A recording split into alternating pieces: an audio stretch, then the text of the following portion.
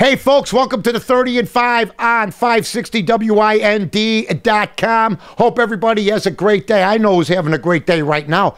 Newt Gingrich up to 38%. The next guy next to him, Mitt Romney at 15. That's the poll taken. And you know what? That's bad news for Barack Obama because people are willing to overlook then 5, 6, 7 different things that Newt Gingrich has done in the past. He's got baggage. Well, you know what? Here's another piece of baggage that he doesn't have that President Obama has.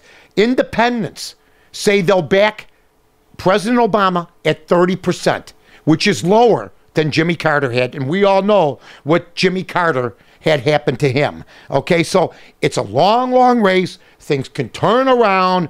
Newt Gingrich in charge right now. And Herman Cain, I'm just waiting for another one. That's all. Every day there's a new one, and he keeps running because he's not a politician. He's a businessman. He says, I made some mistakes, but hey, guess what? And here's the thing about Herman Cain.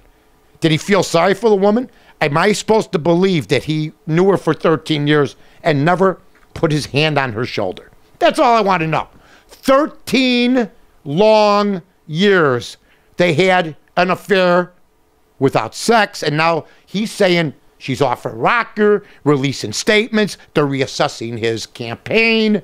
But the man keeps fighting on, and for that, you have to have some admiration. Maybe changing the rules. Maybe telling people and telling the mainstream media, we don't care what he does in his private life.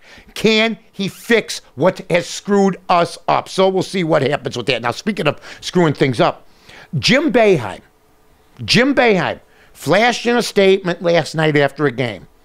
Believe me, when the detectives sit down with him, and the Syracuse police chief has already said, we haven't done enough, or we didn't do enough. Where did we hear that before? When's Jim Boeheim basically going to apologize for calling those kids liars if indeed they did do something? This should be interesting, but I want to find out another thing that nobody's talking about. I work for Fox Sports Radio and WIND. If I sat on a tape recording of Mrs. Bernie Fine talking to the victim for 8 years and never brought it out, and then after the Joe Paterno investigation decided to come out, get a voice coach, and say, oh, this is a tape we've been hanging on to for 8 years. You know what I'm talking about, folks? ESPN.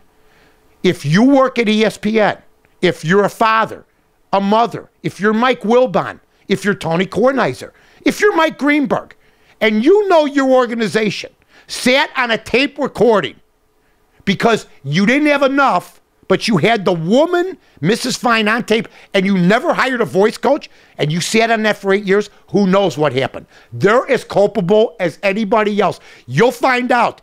ESPN's going to go under some heavy pressure because they held on to that tape for 8 years of a guy's wife telling the kid she knew he was being molested.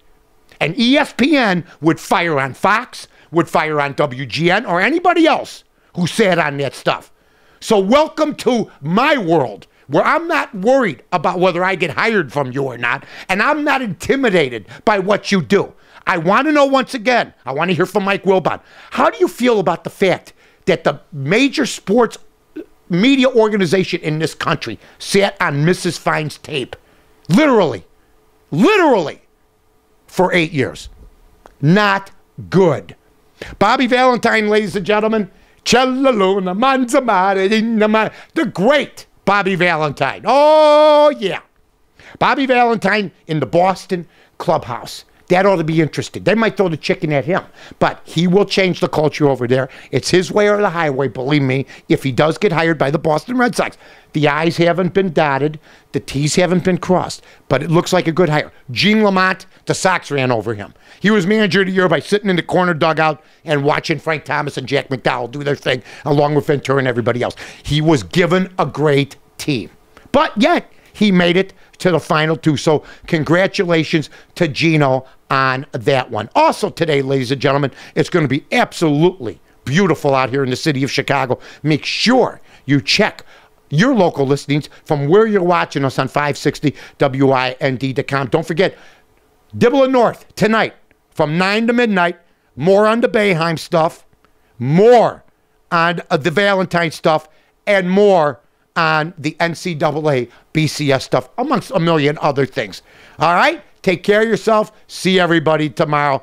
And remember, support our sponsors, All Tough Industries, the Village of Rosemont, and the Flood Brothers. I'm Mike North for the Village of Rosemont. From the 9th largest convention center to restaurants to theaters, sports venues, and hotels. 5 minutes from O'Hare, you got it all here.